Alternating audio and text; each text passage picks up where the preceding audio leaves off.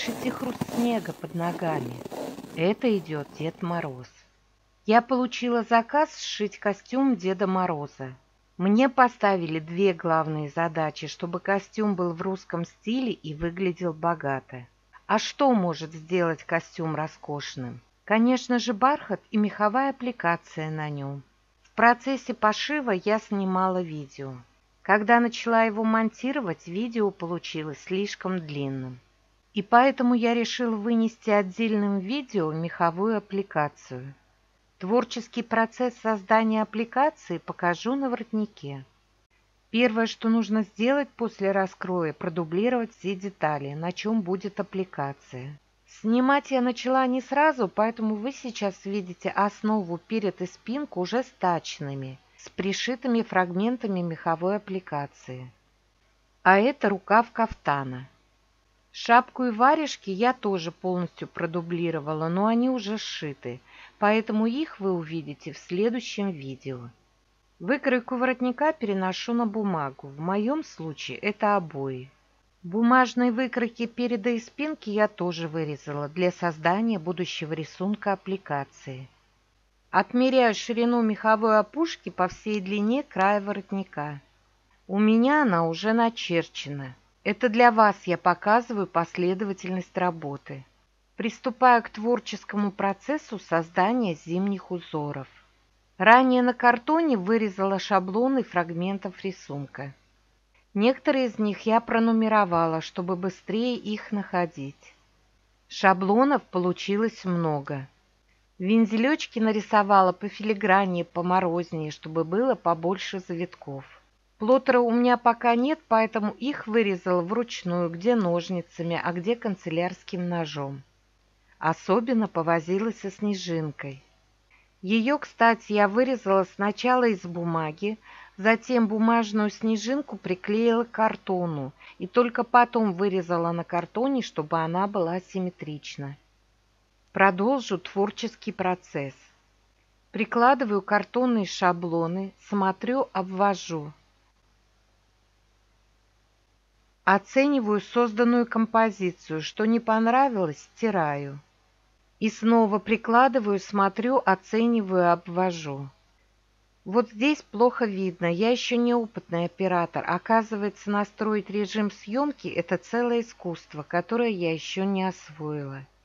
Здесь я уже обвела вензель в виде галочки, вот он, и под ним хочу симметрично расположить два ответвления. Поэтому я отмеряю равное расстояние от опушки воротника и от середины основания галочки. И когда вся выкройка воротника оформлена вензелями, вернусь к опушке. Хочу придать ей вид холмистых сугробов. Сделаю ее волнообразной, ориентируясь на уже нарисованные вензели. Итак, создана вся композиция из узоров на выкройке воротника. Вырезаю ее и отдельно вырезаю обтачку-опушку. Следующий этап. По заготовленным лекалам вырезаю детали из меха. Расстилаю мех и раскладку начинаю с большей детали. В моем случае это обтачка. Прикладываю и отмечаю середину, то есть линию сгиба на долевой линии меха. Прикалываю выкройку к меху иглами. Сбоку выкройка легла далеко от края. Подвину лекало, чтобы было поэкономнее. Кстати, изнанка у этого меха имеет трикотажную структуру, и поэтому долевая линия чертится легко без линейки между столбиками петель. Прикалываю по всей длине лекала опушки иглами. Когда все закрепила, обвожу выкройку простым карандашом. Сначала я попробовала обводить карандашом бордового цвета. Думала, будет менее видно на бордовом бархате.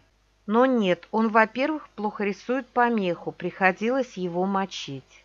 Во-вторых, когда мочила карандаш, он давал красный цвет и с лица по краям высвечивался. Поэтому лучше по меху рисовать простым карандашом и мягкость выбирайте побольше. Когда все лекало обвела, убираю иглы. Переворачиваю выкройку, совмещаю линию сгиба. И все действия повторяю с другой половинкой опушки. Прикалываю бумажное лекало к меху. Обвожу простым карандашом. Убираю иглы. И вуаля, опушка готова. Не спешите ее вырезать. В целях экономии материала сразу черчу более мелкие детали.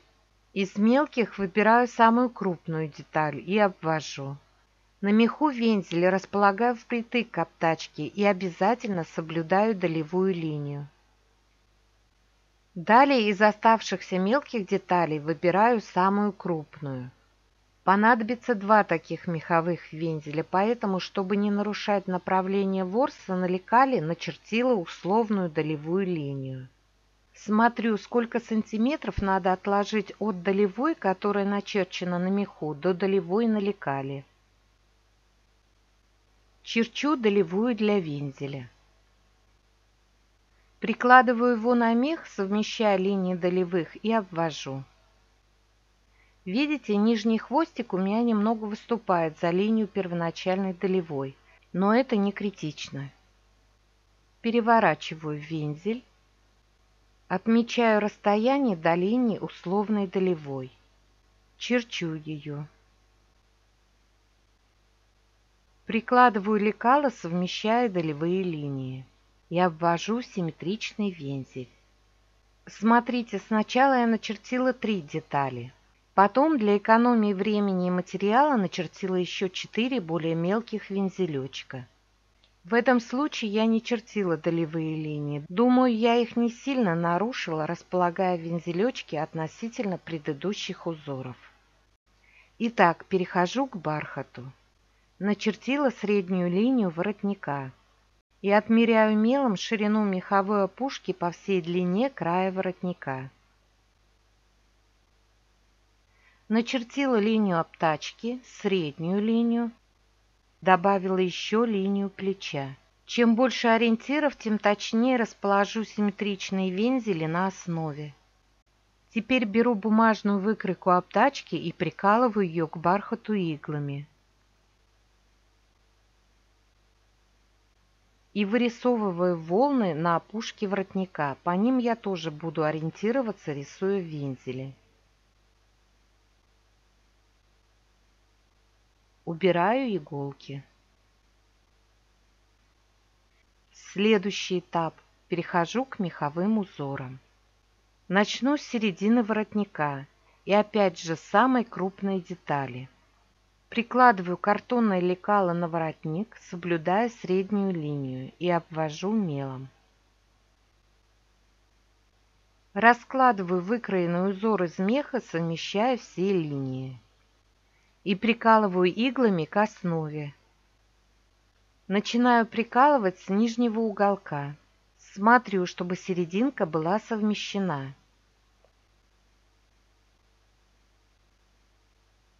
Прикалываю почаще, чтобы ни сантиметра без игл не осталось. Перехожу к следующему вензелю. Прикладываю его к основе, поглядывая на бумажную выкройку воротника, и обвожу мелом.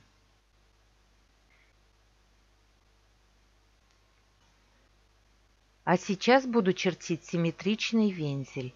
Расположила уголки воротника, на которых будут узоры, поближе друг к другу. Я согнула воротник пополам. Делаю пометки, отмеряю расстояние от опушки до начерченного вензеля и переношу его на другую половинку воротника.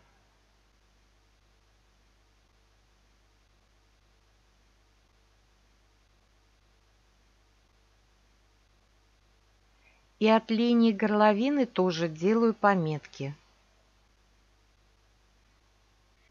Чем больше пометок сделаю, тем точнее ляжет симметричный вензель. Прикладываю картонное лекало, ориентируясь на пометки и обвожу мелом симметричный вензель.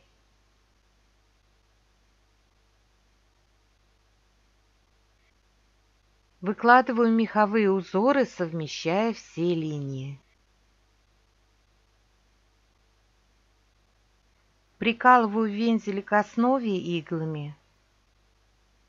Отдельно хочу рассказать, как и чем я краила детали из меха. У меня мех довольно длинненький, 1 сантиметр, и поэтому смело резать ножницами не получится. Можно срезать сам мех, и деталь с краев будет лысой.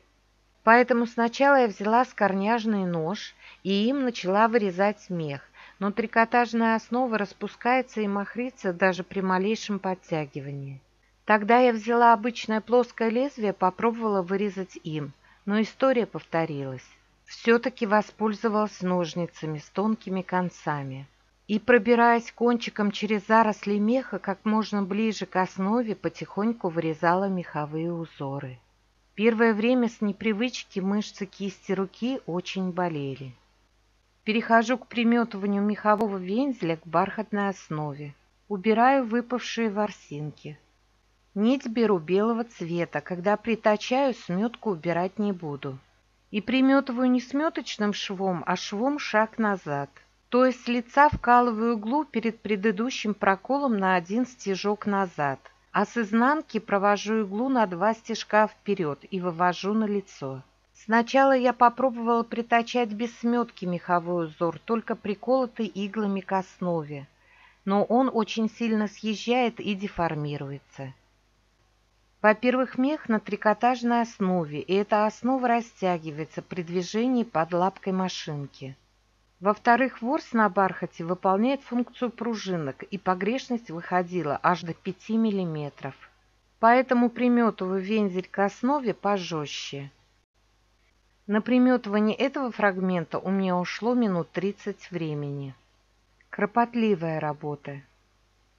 Перехожу к швейной машинке. На помощь я призвала декер от вязальной машинки для укладывания ворса. Если нет такого декера, можно воспользоваться небольшой отверткой, главное, чтобы конец был в виде лопаточки. Сначала пройдусь прямой строчкой. Длина стежка у меня 3 мм. Делаю закрепку и пристрачиваю, отступая от края примерно 2 мм, но не более 3. Позже вы поймете, почему столько. Лопаточкой укладываю мех от края к середине узора, для чего я прохожу сначала прямой строчкой. Опять же, чтобы пожестче закрепить край вензеля и зигзаг его не деформировал. Заканчиваю пристрачивать прямым швом. Здесь закрепку не делаю, непрерывно перехожу к зигзагу. Ширину строчки ставлю 3 мм, длину шага на минимум. И вперед прокладывать зигзаг. При прохождении зигзагом есть небольшие нюансы, хочу вам о них рассказать. Вензель волнообразный, и в процессе работы приходится приостанавливаться, чтобы переместить полотно и поправить ворс меха. При этом поднимаем лапку, а иглу оставляем в нижнем положении, то есть в ткани. И здесь важно, где оставить иглу, в основном полотне или на краю вензеля. Так вот, если край вензеля выпуклый, то иглу оставляем вошедшую в полотно, а не в край вензеля.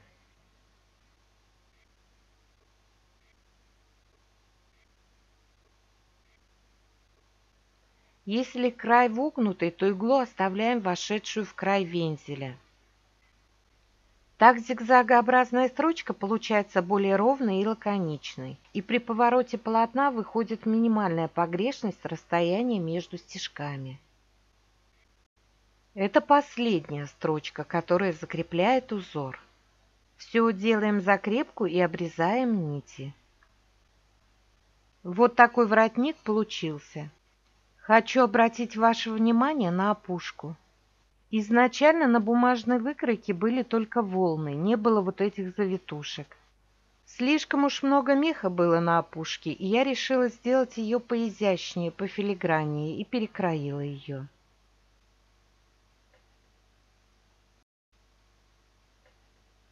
А вот основа с первоначальным рисунком опушки без завитушек. Это видео я сделала как отчет для заказчика. Эту опушку я приметывала 2 дня, слава богу, не притачала. Потом я взялась за воротник. И раз уж я видоизменила опушку воротника, пришлось отпороть и перекроить опушку основы. Есть пословица «дурная голова ногам покоя не дает». В моем случае творческие порывы рукам покоя не дают. А какой вариант вам больше нравится, первоначальный или окончательный? Вроде все рассказала о мехе на бархате. Пока я пришивала аппликацию на костюм Деда Мороза, мне пришла идея сшить зимнюю сумку и украсить ее меховой аппликацией. У вас, может, другие идеи появились? Поделитесь ими в комментариях. Мне осталось украсить костюм жемчугом и пайетками и собрать его. В следующем видео покажу весь костюм Деда Мороза. Всего вам доброго и до новых встреч!